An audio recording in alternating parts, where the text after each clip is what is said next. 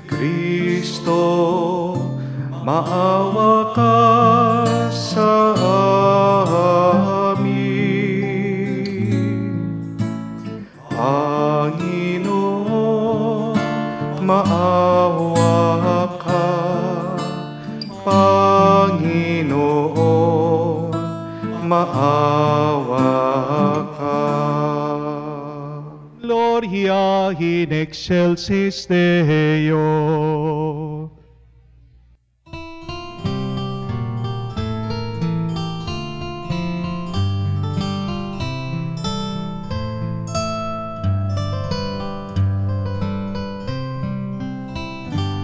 Luwalhati sa Diyos sa kaitaasan,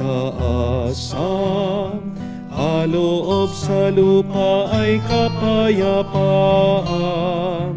Inupuri ka at ipinandarama, sinasamba ka dahil sa dakila mong kalwalhatian.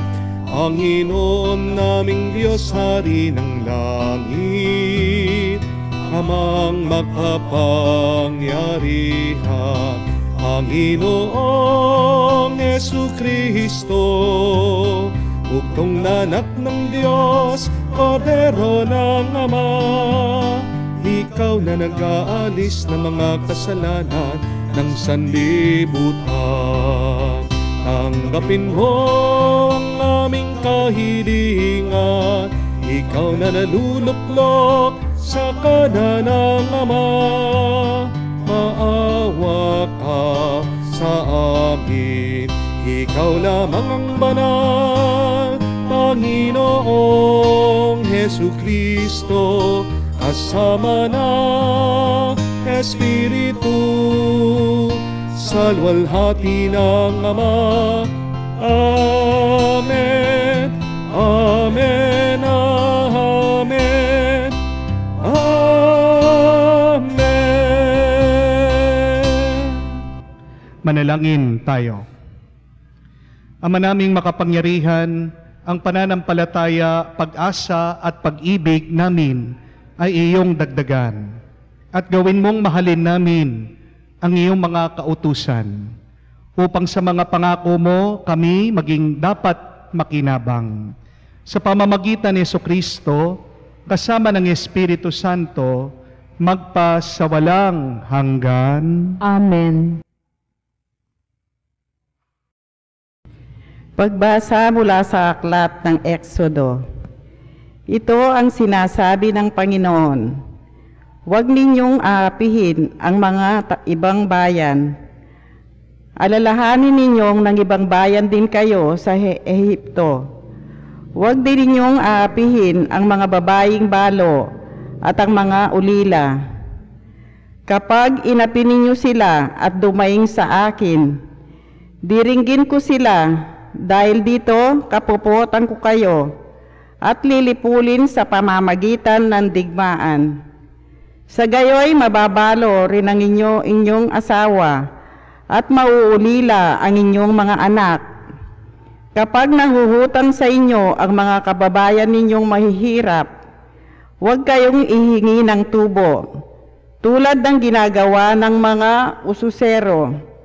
Kapag may nagsanla sa inyo ng balabal, ibalik ninyo iyon sa kanya bago lumubog ang araw, sapagkat iyon lamang ang pambalot niya sa katawan.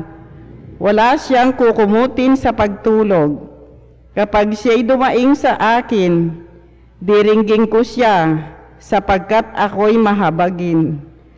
Ang salita ng Diyos. Salamat sa Diyos. Poong aking kalakasan, iniibig kitang tunay. Poong aking kalakasan, iniibig kitang tunay. O Panginoon kong aking kalakasan, minamahal kita ng tunay na tunay. Panginooy batong hindi matitibag, matibay kong muog at tagapagligtas. Poong aking kalakasan, iniibig kitang tunay. Diyos ko, ang aki ay siyang nag-iingat, tagapagtanggol ko at aking kalasag. Sa iyo, Panginoon, ako'y tumatawag. Sa mga kaaway, ako'y iyong iligtas. Poong aking kalakasan, iniibig kitang tunay. Panginohoy, buhay siya'y tagapagligtas. Matibay kong muog, purihin ang lahat. Sa piling hari, dakilang tagumpay, ang kaloob ng Diyos sa kanya'y hinirang. Poong aking kalakasan, iniibig kitang tunay.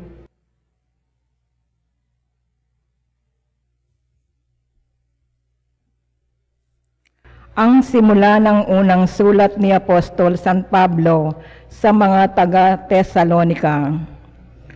Mga kapatid, nakita ninyo kung paano kami namuhay sa inyong piling. Ito'y ginawa namin para sa inyong kabutihan. Tinularan ninyo kami at ang Panginoon. Tinanggap ninyo ang mabuting balita. At dahil dito, nagdanas kayo ng katakot-takot na hirap. Gayunman, taglay pa rin ninyo ang kagalakang kaloob ng Espiritu Santo.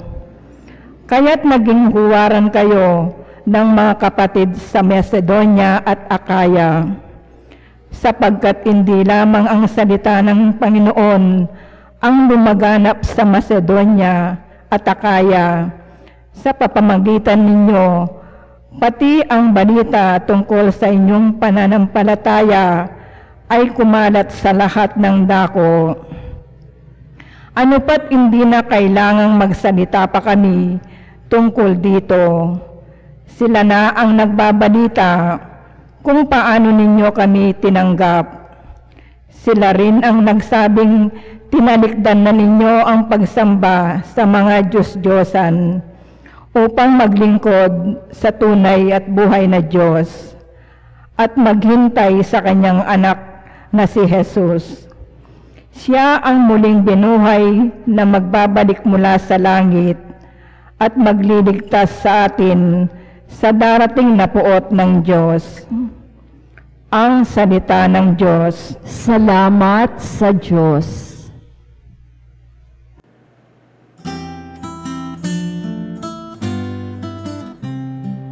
Alleluia, alleluia, alleluia, alleluia, alleluia, alleluia, alleluia, alleluia, alleluia, alleluia, alleluia, alleluia. Ang sa akin nagmamahal, tutupad sa aking aral, ama't ako'y mananahan.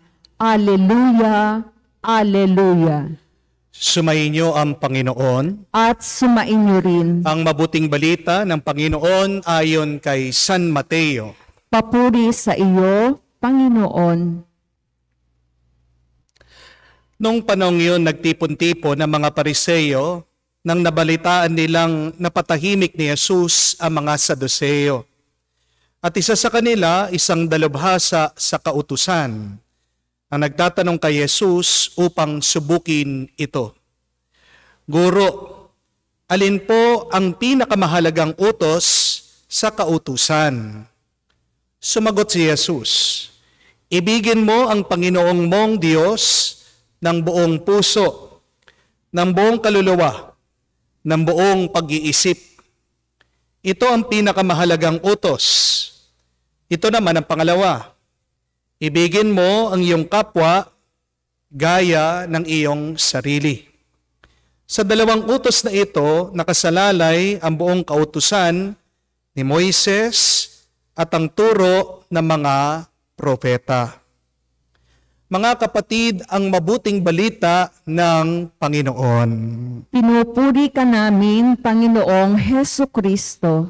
Magandang araw po muli sa inyong lahat. Magandang araw po, Father. At gusto ko po kayong i-greet ng Happy Sunday. Pwede niyo po bang pakigreet ang inyong mga katabi dyan ng Happy Sunday? Happy Sunday. Bakit po kailangan na happy tayo pag Sunday? Dahil tandaan niyo po, ang linggo ay ang unang araw sa mga susunod na araw sa susunod na linggo. Kung paano mo inuumpisahan ang iyong linggo, yan din ang iyong mararanasan sa buong linggo. Amen? Kung paano mo inuumpisahan, harinawa ang ating dasal at dalangin, ganyan din matatapos ang inyong linggo. Kaya kung inumpisahan natin ang linggo na masaya, ano ang ating dasal at dalangin? Makaranas tayo at matapos ang linggong ito na tayo ay masaya. Amen? Kaya nga po, this Sunday, let us choose to start this day with joy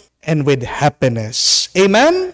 Is it possible, gitna ng napakaraming bad news, gitna ng napakaraming mga pagsubok at problema ng inyo pa ring nararanasan sa inyong buhay, it is possible if you choose and believe. Amen? Pinipili mo ba na ikaw ay maging masaya ngayon? At naniniwala ka ba na magiging masaya ka? If you have those two, you will be happy today and the rest of your week. Choose and believe. Amen? Tanong ko po sa inyo. Ano po sa tingin nyo ang pagkakaiba ng bagong mag-asawa sa matagal na nagsasama? What is the difference of a newlywed and those who have been together for a very long time? Ito po, una, pansinin niyo po, kakain na sila. Yung pong bago mag-asawa, ano ang sinasabi sa bawat isa? Sasabihin, uy, kain na tayo. Inaanyayahan na sila po ay magsama, kumain. Di po ba? Napaka-sweet. Pero anong sinasabi ng matagal na nagsasama? Kakain na. Sasabihin ng isa, wag mo akong uubusan ha, tirhan mo ako. O, di ba? Wala na yung sweetness. Wala na yung pag-aanyaya. May nauuna ng kumain. Amen? Pangalawa, tingnan niyo po, yung bagong mag-asawa, tatanungin nung lalaki yung babae, B,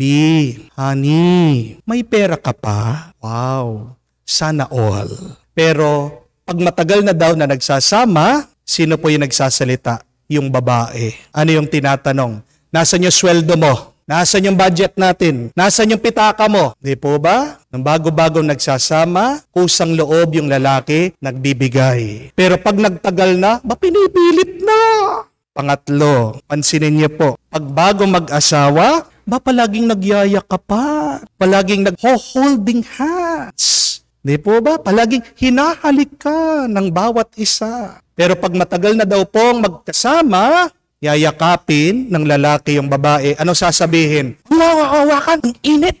Di po ba? Paghahalikan. Pupunasan pa? Yeah. Sasabihin. Pag merong affection, no? Public display of affection, nahihiya. Huwag mo akong hawakan, wag mo akong halikan. Nakakaya sa mga tao. Dati, nung bago sila magsama, para mga tuko, hindi mo papaghiwalay. Pero nung nagtagal na, ayaw ng magsiping. Ayaw nang tumabi sa bawat isa. Di po ba nakakalungkot yun? Na habang tumatagal, bakit nawawala na yung sarap, tuwa at saya ng pagmamahal? When you say, I love you, isn't it we should feel a certain experience of positivity, of joy, of happiness? Pag ikaw ay nagmamahal, di po ba dapat ikaw ay inspired? Ikaw ay may gana. Pero bakit pag tumatagal, nawawalan ka na ng gana? Nagiging malungkot ka na. Bakit habang tumatagal tayo sa ating pag-ibig at pagmamahal, nagiging mahirap, mabigat at negatibo na ang ating karanasan? Hindi po ba sa ating nabasang ebanghelyo, narinig natin tinatanong, ano ang pinakamahalagang kautusan? Sumagot ang ating Panginoon, ito ay ang mahalin ang Diyos sa iyong buong puso, pag-iisip at lakas. Pero tignan niyo po, alam na mga kaaway ni Jesus ito. Memorize na mga Pariseo, na mga eskriba, na mga pari, na mga nakakatanda ng bayan. Pero paano yung trato nila sa ating Panginoon? Malayong malayo dun sa kanilang alam, dun sa kanilang bukang bibig.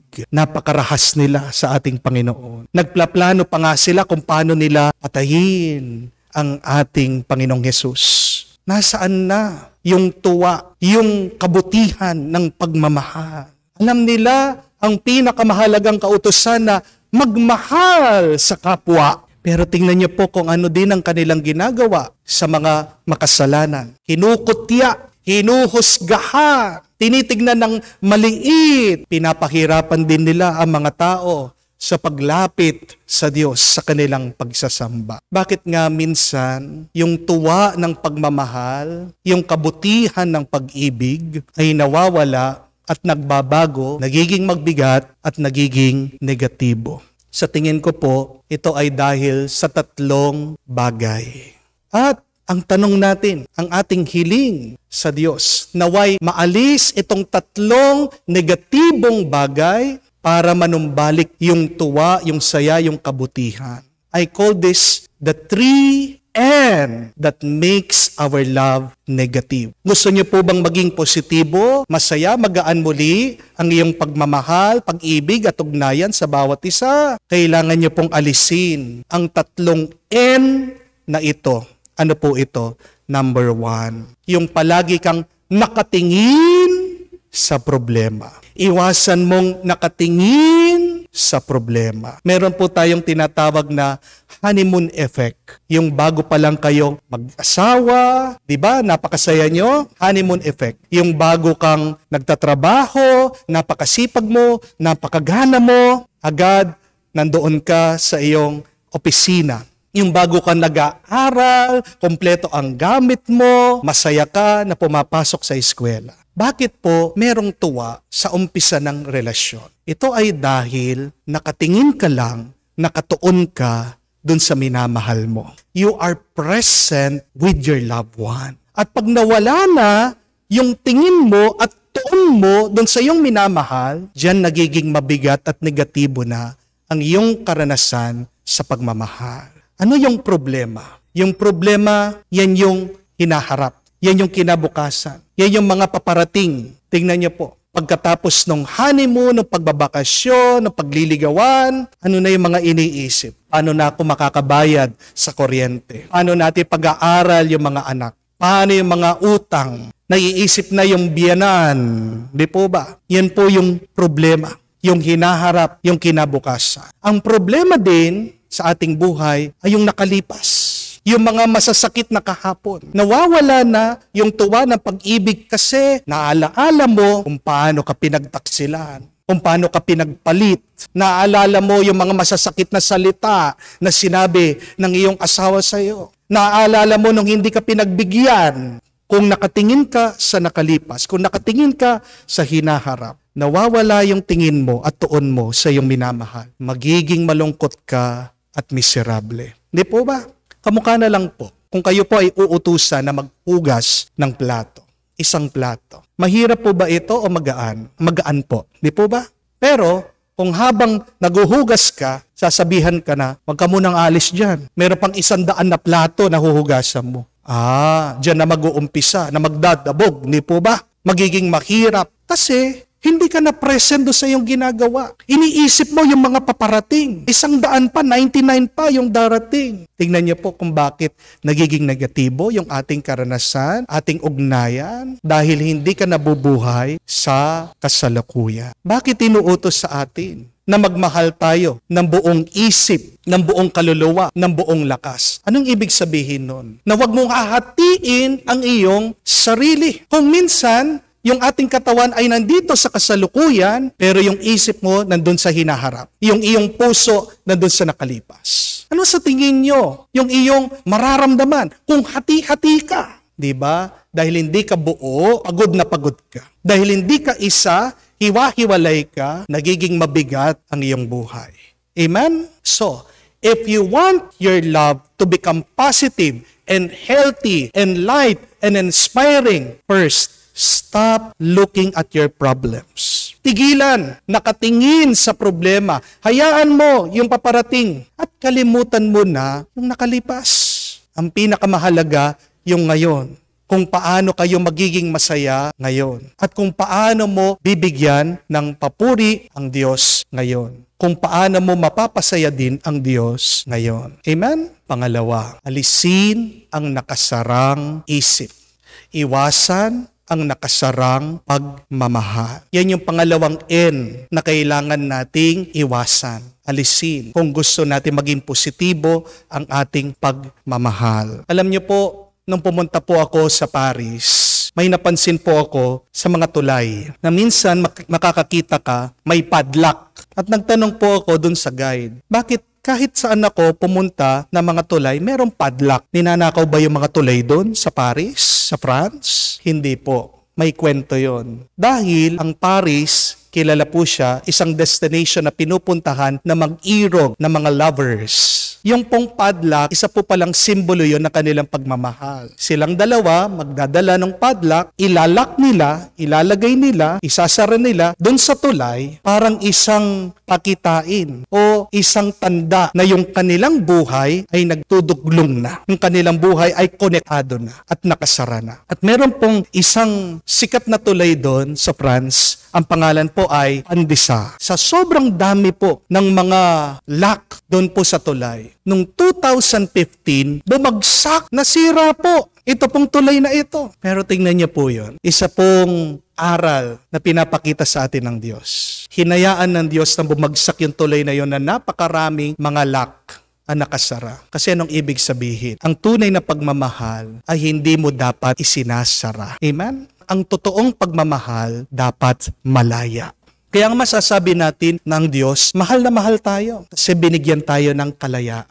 Aanuhin mo ang pagmamahal kung napupwersa ka lang. Sabi po nila, may 6 love language. Kung alam niyo po yung mga love language, yan daw yung pamamaraan kung paano natin mamahalin yung ibang tao. Sa pamamagitan minsan ng pagbibigay, ng regalo, spending time, words of affirmation, service, presence dun sa tao. Meron daw pang-6 po na love language. At ano yun? Giving space. Totoo nga naman, pag nagtanim po kayo, pag palagi mong hinahawakan yung halaman, hindi po lalaki yan. Di po ba? At ganun din po. Kung meron kang alagang aso at pusa, gusto mo palagi mong niyayaka, palagi mong hinahawak. Mag-ingat po kayo, kakagating kayo niyan. Pero kung palagi mong hinahawakan, palagi mong niyayaka, baka mamatay yan. Ganyan din po sa tao. Huwag natin suffocate, sasakalin yung mga tao na minamahal natin. Kailangan bigyan po natin sila ng kalayaan, ng espasyo. Di ba? Kayo mga magulang, pagmamahal nyo sa inyong mga anak. Kahit na minsan hindi po kayo agree doon sa kanilang ginagawa. Pero kung yun talaga yung kanilang gusto, oo, gabayan mo sila, turuan mo sila. Pero yung tunay na pagmamahal, kailangan hayaan mo yung iyong anak. Pansinin nyo po ang inyong mga relasyon. Bakit nagiging negatibo na kayo sa bawat isa? Baka naman nasasakal na ang bawat isa dyan sa inyong pagmamahala. Bakit naiinis ang iyong asawa? Dahil baka naman palagi mong tinatawag sa cellphone, nagtatrabaho siya. Di po ba? Bakit nawawala ng pag-ibig sa iyo ang iyong asawa? Dahil palagi mo siyang binabantayan para mamunga at umusbong iyong pagmamahal. You should learn to free oneself. You should learn to give each other space. Amen? Ang tunay na pagmamahal, kailangan po nakabukas. Dahil pag ang pagmamahalan ay sarado, hindi po yan pag-iibigan. Ang tawag dyan, kulungan. Amen? Dahil ang kulungan, sarado. Pero ang pagmamahal, nakabukas.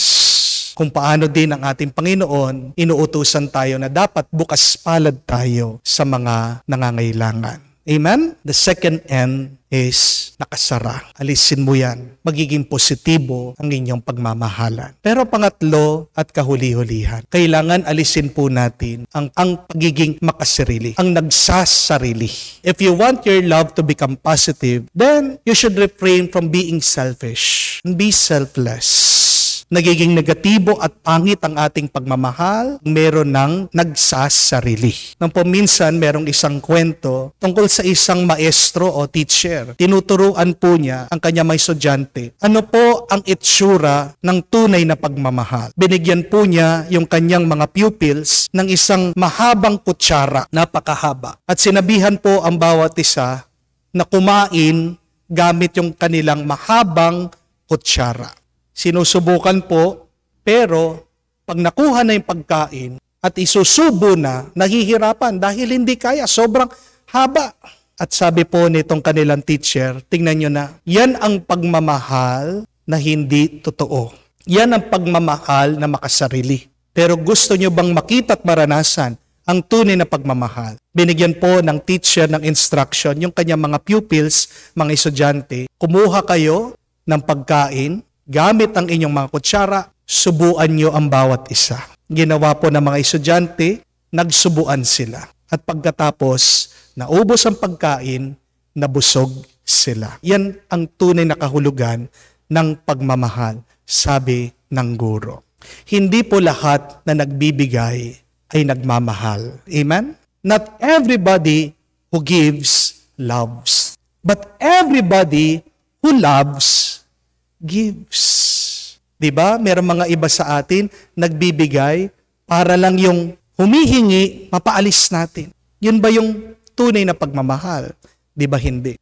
Pero pag tunay mong iniibig ang isang tao, hindi mo matitiis na hindi mo ibigay ang iyong sarili. Masarap ang magmahal na nagbibigay.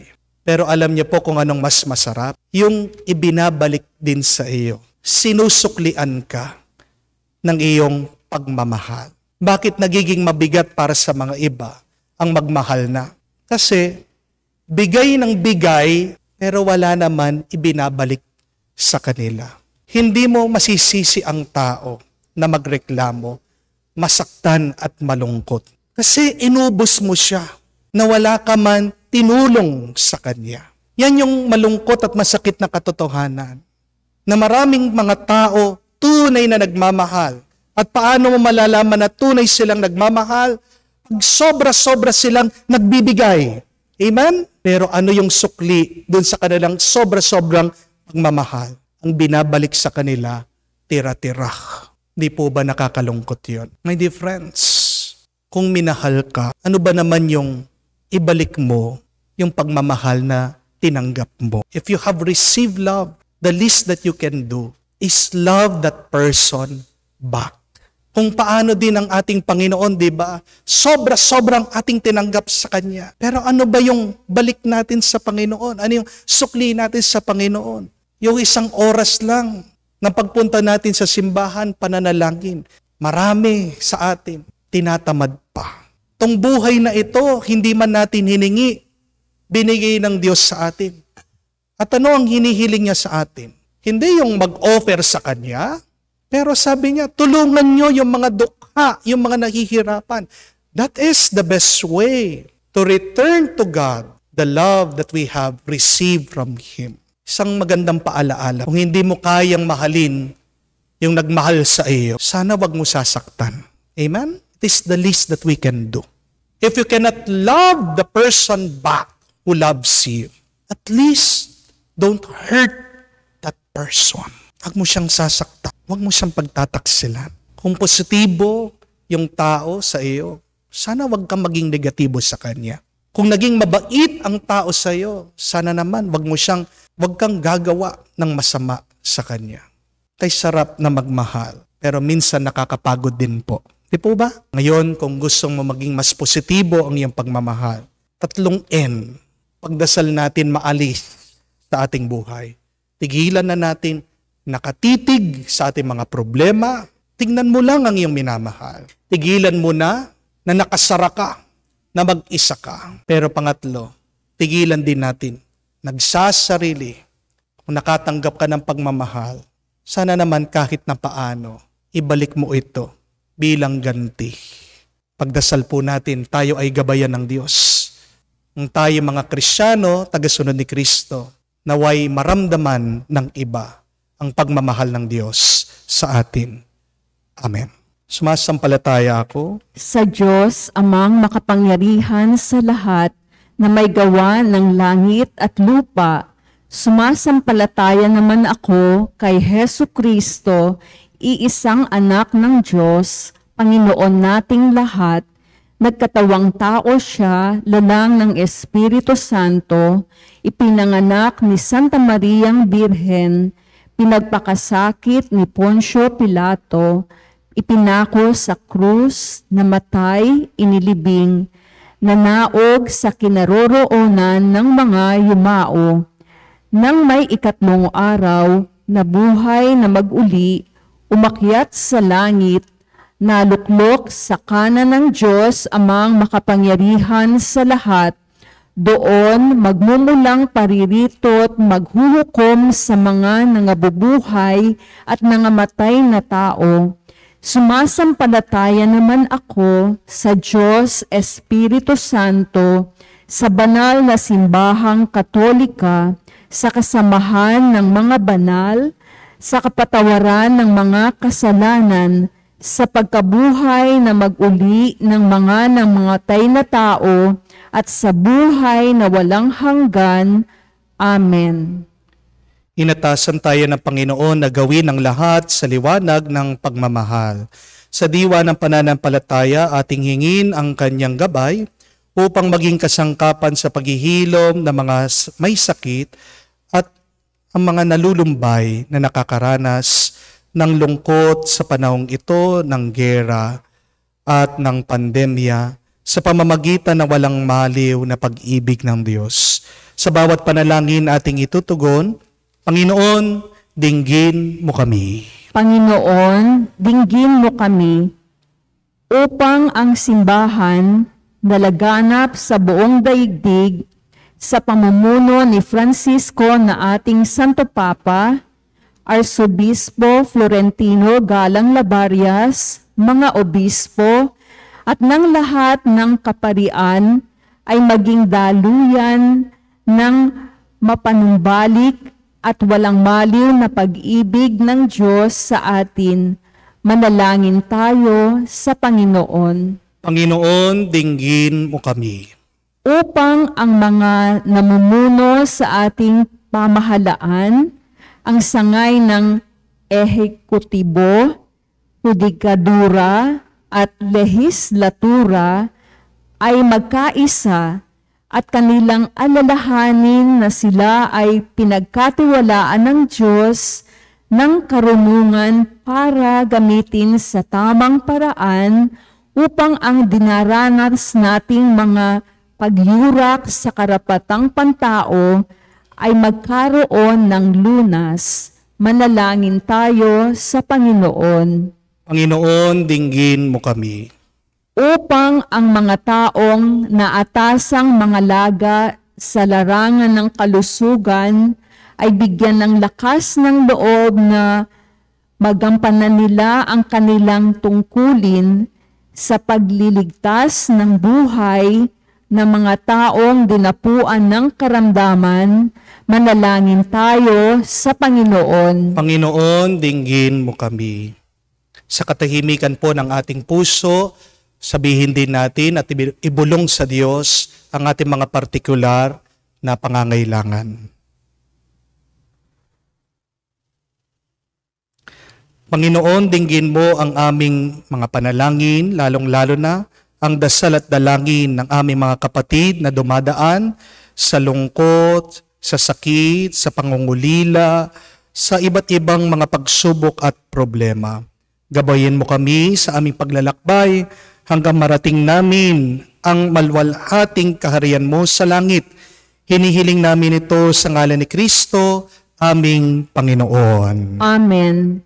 Bago po ang pagpapatuloy ng ating misa, gusto ko pong kunin ang oportunidad na ito na magpasalamat sa lahat ng mga nagdo-donate sa ating parokya. Sa mga gusto pa pong magbigay at mag-donate, makikita nyo po ang ating BPI number. At ngayon, meron na rin po tayong PayMaya account.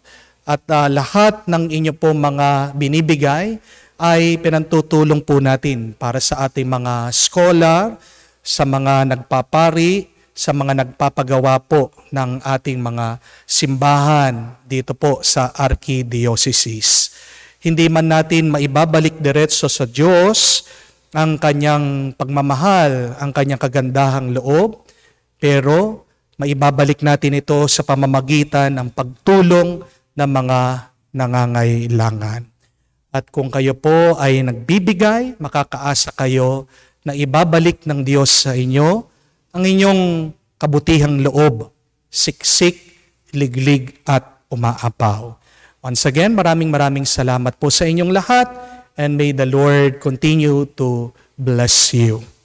Amen.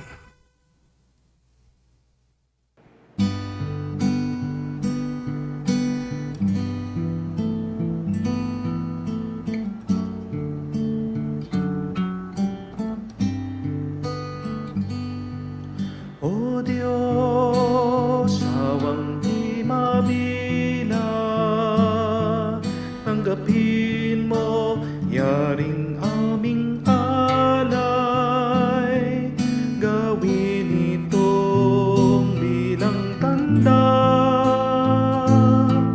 ng aming kaligtasan.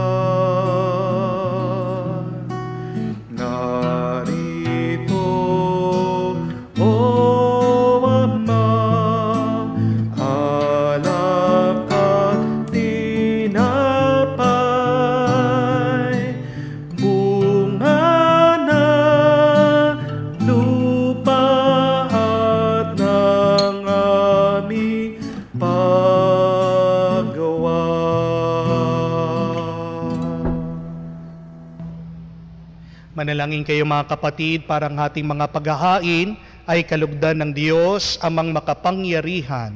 Tanggapin nawa ng Panginoon itong paghahain sa iyong mga kamay sa kapurihan niya at karangalan, sa ating kapakinabangan at sa buong sambayanan niyang banal. Ama naming lumikha, tunghayan mo ang aming alay na aming inihahain sa iyong kadakilaan, upang ang paglilingkod na aming ginagampanan ay humantong sa iyong lalong ikarangal. Sa pamamagitan ni Jesucristo kasama ng Espiritu Santo, magpasawalang hanggan. Amen. Sumainyo ang Panginoon. At sumainyo rin. Itaas sa Diyos sa inyong mga puso at diwa. Itinaas na namin sa Panginoon. Pasalamatan natin ang Panginoong ating Diyos. Marapat na siya ay pasalamatan. Ama naming makapangyarihan, tunay nga marapat na ikaw ang aming pasalamatan. Sa pamamagitan ni Jesucristo ng aming Panginoon, siyang salitang katuwang mo at kapiling. Noong ang lahat ng umiiral ay iyong likhain, siya'y sinugo mo para kami sagipin at palayain. Kaya siya'y kinalinga ng mahal na Birhen Maria na naging kanyang inang totoo. Sa kapangyarihan ng Espiritu Santo, inako niyang sundin ang loob mo at kamtin ang sambayanang banal para sa iyo. Pinagtiisan niyang iunat sa krus ang kanyang mga kamay upang magwakas ang kamatayan at mahayag ang muling pagkabuhay. Kaya kaysa na mga anghel na nagsisiawit ng papuri sa iyo, walang humpay sa kalangitan, kami nagbubunyi sa iyong kadakilaan. Santo, Santo, Santo, Panginoong Diyos sa mga hukbo, napupuno ang langit at lupa ng kadakilaan mo. Hosana, Hosana, sa kaitaasan. Pinagpalaam na paririto sa ngalan ng Panginoon. Hosana, Hosana, sa kaitaasan. Hosana, Hosana, sa kaitaasan.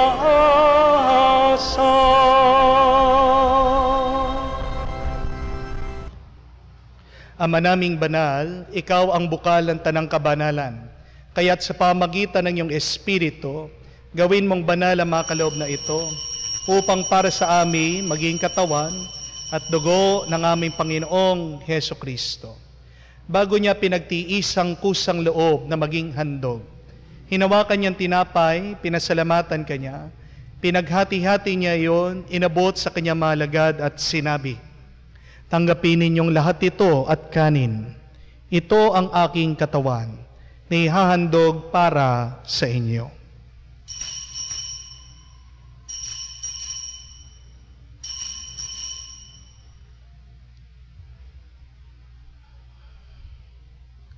Gayon din naman, matapos ang hapunan, hinawakan niyang kalis. Muli kanyang pinasalamatan, inabot ang kalis sa kanyang malagad at sinabi, tanggapin ninyong lahat ito at inumin. Itong kalis ng aking dugo. Nang bago at walang hanggang tipan, ang aking dugo na binubuhos para sa inyo at para sa lahat.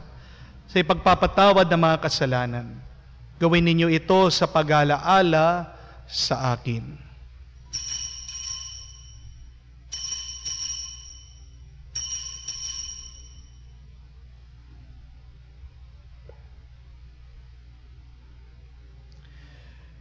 Ipagbunyi natin ang misteryo ng pananampalataya.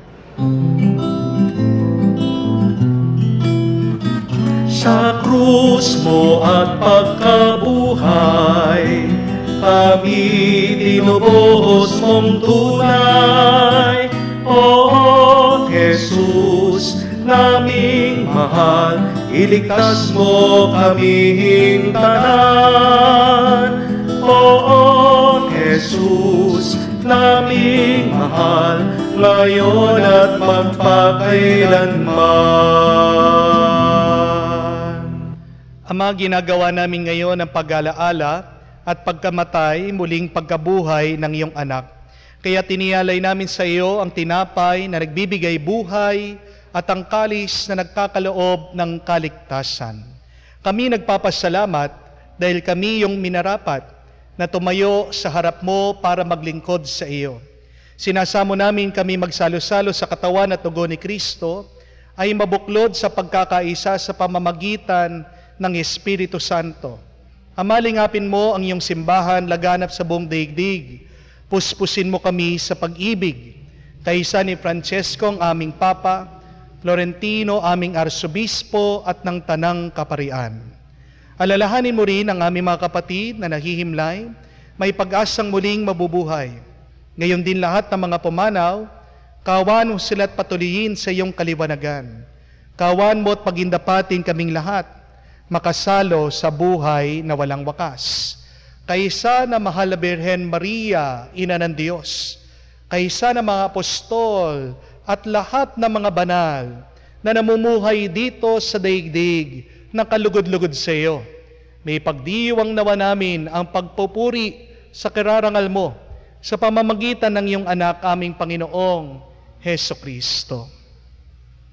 Sa pamamagitan ni Kristo, kasama niya at sa Kanya, ang lahat ng parangal at papuri ay sa iyo, Diyos Ama, makapangyarihan, kasama ng Espiritu Santo, magpasawalang hanggan.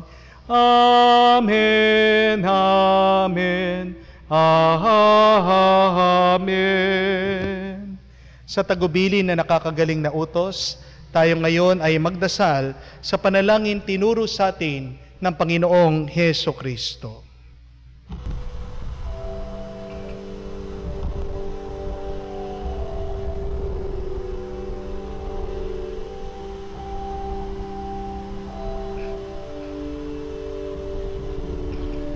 Ama namin, sumasalangit ka, sambahin ang ngalan mo, mapasa amin ang kaharian mo, sundin ang loob mo dito sa lupa para nang sa langit. Bigyan mo kami ngayon ang aming kakanin sa araw-araw at patawarin mo kami sa aming mga sala para ng pagpapatawad namin sa nakakasala sa amin, at huwag mo kami ipahintulot sa tukso, at iadya mo kami sa lahat ng masama.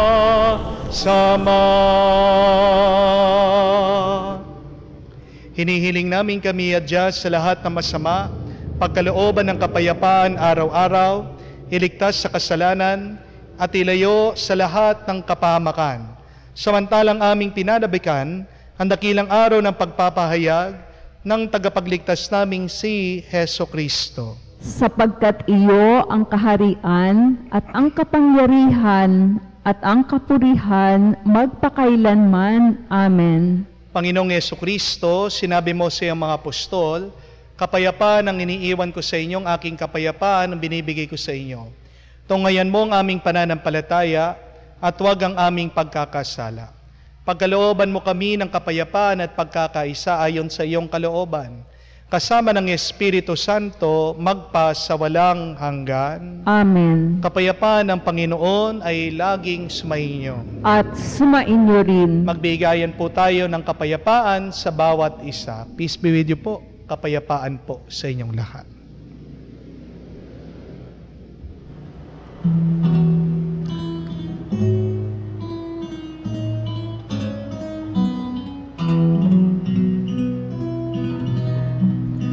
Cordero ng Diyos na nag-aalis ng mga kasalanan ng mundo,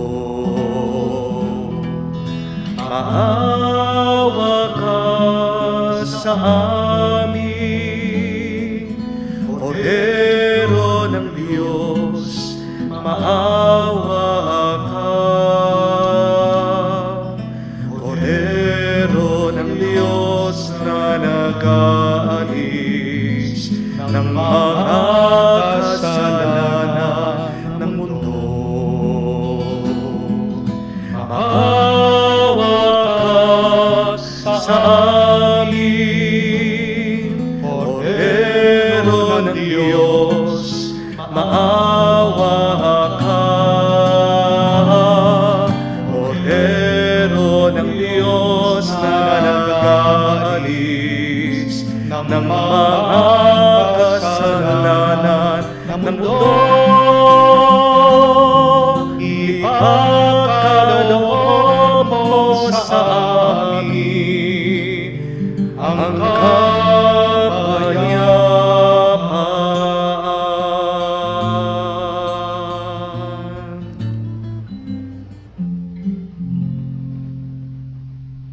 Mga kapatid, naririto ang ating Panginoong Jesucristo, ang Kordero ng Diyos, nag-aalis sa mga kasalanan ng sanlibutan.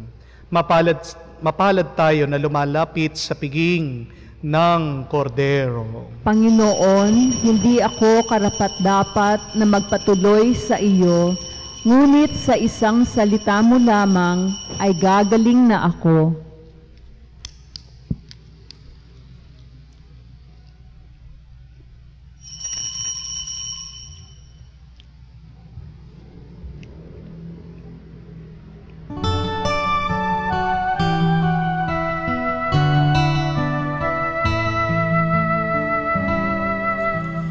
Jesu panis vitae donum Patris, Jesu fons vitae aquae. Cibus et potus noster, cibus et postus noster, in itinere ad donum Dei.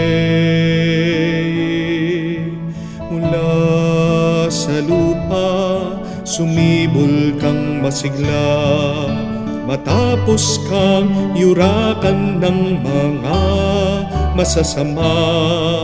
Sumilang ang liwanag ng mga nawawala, tinapay na ang buhay, pagkain ng dukha. Jesu panis vitae donum Patris, Jesu fons vitae aquae. Cibus et potus noster, cibus et potus noster, in itinere ad donum Dei. Manalangin tayo. Ama namin mapagmahal, maging lubos nawa ang aming pakikinabang sa tinanggap namin sa piging mong banal, upang ang aming ginanap na lantaran ay siyang aming nakamtan tunay sa pamamagitan ni Jesucristo, kasama ng Espiritu Santo, magpa sa walang hanggan. Amen. Isang malungkot na katotohanan, ay hindi lahat ng mga minahal ay marunong magmahal. Amen? Hindi ba ganyan ang kwento ng tao na tayo ay minahal ng Diyos, pero paano natin binalik ang kanyang pagmamahal? Sa pamamagitan ng pagsuway sa Kanya. Kaya ngayon, kung narinig natin ang salita ng Diyos, ang Kanyang utos, kung nararamdaman natin na tayo ay biniyayaan niya, naway maging biyaya din tayo sa iba. If you experience that you have been blessed by God, by His love, then do not hesitate to love others back. Be a blessing to others. Dahil yan ay ang kulang na kulang ngayon sa ating panahon. Sa nangyayaring gera doon po sa Middle East na hindi na nakikitang tao ang mga nasasawi. Bakit kayang pumatay na mga inosenteng buhay? Dahil nakalimutan ng magmahal at nakalimutan na ang utos salita ng Diyos. Naway ang salita ng Diyos ay pumasok kamuka ng isang kutsilyo sa ating mga isip at puso. Dahil sa pamamagitan lang ng pagmamahal, doon tayo magkakaroon ng hustisya at kapayapaan. There can be no peace and justice without love and forgiveness. Amen? Sumainyo ang Panginoon. At sumainyo rin. At kayo ay pagpalain ng Diyos sa makapangyarihan, sa ngalan ng Ama, ng Anak, at ng Espiritu Santo. Amen. Ang ating misa ay natapos na. Humayo kayo sa kapayapaan ni Kristo. Salamat sa Diyos.